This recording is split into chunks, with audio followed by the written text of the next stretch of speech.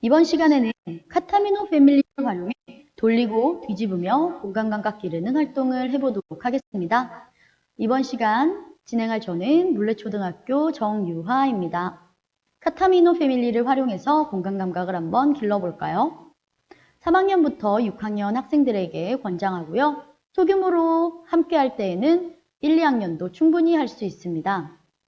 교육과정은 4학년 평면도형의 이동, 5학년 직육면체, 6학년 공간과 입체와 연관됩니다. 게임 구성물은 도형 조각과 게임판, 칸막이, 퍼즐 카드로 이루어져 있습니다. 1명에서 2명이 즐길 수 있는 게임이고요. 게임 시간은 15분 소요됩니다. 그럼 게임 방법 영상을 볼까요? 카타미노 패밀리. 카드를 한 장 선택해서 두 사람 사이에 놓고요. 각자 여기 표시된 것들을 가져와서 자기 앞에 둡니다. 이제 첫 번째 문제를 3단계부터 하라고 하니까 3단계에다가 막대를 놓을게요. 시작하면 이쪽 플레이어는 이 부분에, 이쪽 플레이어는 이 부분에 자신의 조각을 모두 놓으면 돼요. 해볼까요? 이런 식으로 하면 되고요. 성공한 쪽이 점수를 얻어요. 그리고 막대를 한 칸 안쪽으로 놓고요. 두 플레이어는 여기 있는 5칸짜리로 되어 있는 펜토미노 조각 중에 하나를 골라서 상대한테 주세요. 야, 너 이걸로 해. 그래? 넌 이걸로 해라. 이 상태에서 2라운드를 시작하면 돼요. 역시 먼저 한쪽이 1점을 따고요. 그 다음에 한 칸 안쪽으로 놓고 또 상대에게 펜토미노 하나씩을 골라주세요. 3라운드가 끝나면 마지막 라운드도 같은 요령으로 고르고 4라운드를 하면 됩니다. 혹시 4라운드까지 한 결과 2대2로 비겼다면 마지막 라운드에 받았던 펜토미노 2개를 바꿔서 이 상태에서 마지막 라운드를 한 번 더 하세요. 카타미노 패밀리의 카드는 여러 난이도로 되어 있고요. 두 사람이 실력차가 날 때는 양쪽의 색깔이 다른 카드로 게임을 할 수 있습니다. 그 외에도 유아를 위한 모양 만들기 퍼즐이나 균형 맞추기 게임, 입체 구조물을 만드는 퍼즐, 이런 추가 콘텐츠들이 있으니까 이것들도 한 번씩 다 해보세요. 카타미노 패밀리였습니다. 그럼 카타미노 패밀리의 구성물과 게임 방법을 다시 한번 알아보도록 할까요? 카타미노 패밀리에서 주로 사용되는 블록은 5칸짜리 펜타미노가 7개, 4칸짜리 테트라미노가 5개, 그리고 1칸, 2칸, 3칸으로 이루어진 미니미노들이 6개 있습니다. 블록들은 마음대로 돌리거나 뒤집어서 놓아도 되고요. 평면 문제를 풀 때에는 위로 튀어나오는 블록이 없도록 평평하게 눕혀서 놓아야 합니다. 카타미노 패밀리는 크게 2가지 종류가 있어요. 먼저 펜타는 게임판을 칸막이로 나누고 나눈 칸에 블록을 맞게 놓는 게임입니다. 그리고 큐브는 블록을 활용해 직육면체를 만드는 게임입니다. 직육면체가 커질수록 필요한 블록 수도 많아지겠죠. 먼저 펜타 게임을 알아보고 큐브 미션도 한번 도전해 보도록 해요. 퍼즐 카드는 대결할 때 사용합니다. 처음 시작할 때 어떤 블록을 시작해서 펜타를 완성해야 하는지 나와 있습니다. 블록 18개를 테이블 위에 놓고 난이도를 골라요. 카드의 두 부분 중 한 부분은 1번 플레이어, 나머지 한 부분은 2번 플레이어용입니다. 노란색과 초록색 카드는 칸막이를 3과 4 사이에 놓고 비교적 쉬운 카드고요. 파란색, 빨간색, 검은색 카드는 칸막이를 4와 5 사이에 놓고 시작하고 비교적 어려운 카드입니다. 자신에게 맞는 난이도를 골랐으면 시작이라는 신호와 함께 대결을 시작합니다. 자신의 쪽 카드에 있는 블록을 가져와 게임판을 딱 맞게 채우면 펜타가 완성됩니다. 대결에서 이기면 승점 1점을 얻습니다. 이렇게 1라운드가 끝났으면 그 다음 라운드부터는 각자 5칸짜리 펜타미노 블록을 한 개씩 골라 상대에게 줍니다. 그리고 칸막이를 게임판 가운데 방향으로 한 칸 옮깁니다. 즉, 밑면의 넓이가 5칸짜리 블록을 가져오고 채워야 할 칸도 5칸 늘리는 거죠. 이 과정을 반복하여 펜타를 완성합니다.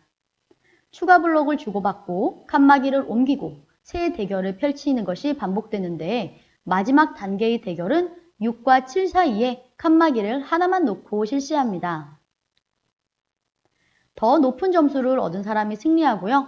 만약에 동점이라면 마지막 대결 전에 주고받은 펜타미노를 서로 교환한 다음 다시 대결합니다. 이 추가 대결에서 이긴 사람이 최종 승리하는 게임입니다. 자, 그럼 친구들과 함께 카타미노 패밀리를 한번 해볼까요? 어때요? 카타미노 패밀리를 재미있게 했나요? 그럼 카타미노 패밀리와 관련된 수학적인 내용을 알아보도록 하겠습니다. 카타미노 패밀리의 펜타 게임에서 쓰이는 블록의 이름은 바로 폴리오미노의 이름들입니다. 폴리오미노는 정사각형들이 최소 1개의 변을 공유해서 만들어진 다각형을 의미합니다. 정사각형이 1개면 모노미노, 2개면 도미노, 3개면 트로미노, 4개면 테트로미노예요. 카타미노 패밀리에서 가장 개수가 많은 펜토미노도 보이네요. 점차 정사각형 여러 개로 이루어질수록 종류도 늘어납니다. 12개가 연결된 도데코미노는 자그마치 63,600가지나 된다고 합니다. 그럼 카타미노 패밀리를 이용해서 수학 활동을 해봐요. 먼저 1, 2학년에게 추천드리는 활동입니다. 자, 여러분 지금 화면에 보이는 이 블럭으로 만든 동물 어떤 동물인 것 같아요? 와, 맞아요. 코끼리 같이 생겼죠? 그럼 여기에 파란색 펜타미노 블록을 추가해서 여러분이 다른 동물을 한번 만들어 보세요. 그리고 동물의 이름도 한번 붙여보세요. 블럭으로 동물을 완성했다면 친구들과도 비교해보고 친구들이 만든 여러 가지 동물들을 가지고 이야기를 나눠보는 것도 좋겠네요. 3, 4학년에게 추천하는 활동입니다. 큐브 만들기에 도전을 해보려고 하는데요. 문제는 총 3개예요.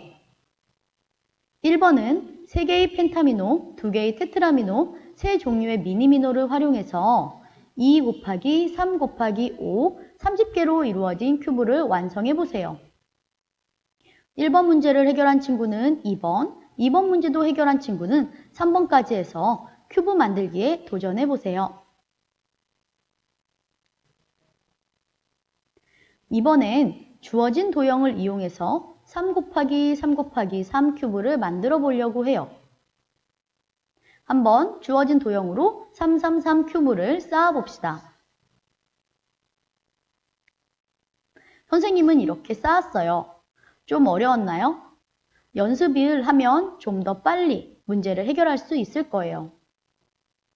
5, 6학년 어린이들은 건널비는 다른데 부피가 같은 직육면체를 만들어 보겠습니다. 예시와 같이 16칸을 1층으로 채우고 그 조각을 이용해 2 곱하기 2 곱하기 4 큐브를 만들어 보세요. 성공했나요? 성공을 했다면 다음 단계로 한번 넘어가 보겠습니다. 2단계는 3 곱하기 6의 칸을 채우고 2 곱하기 3 곱하기 3 큐브를 완성하는 거예요. 조각이 늘어나서 조금 더 어려울 수 있습니다. 마지막 단계는 24칸을 채우고 2 곱하기 3 곱하기 4 큐브를 만드는 거예요. 이 단계까지 성공했다면 아마 여러분의 공간 감각도 쑥 자라 있을 겁니다. 지금까지 돌리고 뒤집으며 공간 감각을 기르는 다양한 활동을 할 수 있는 카타미노 패밀리에 대한 활동을 알아보았습니다.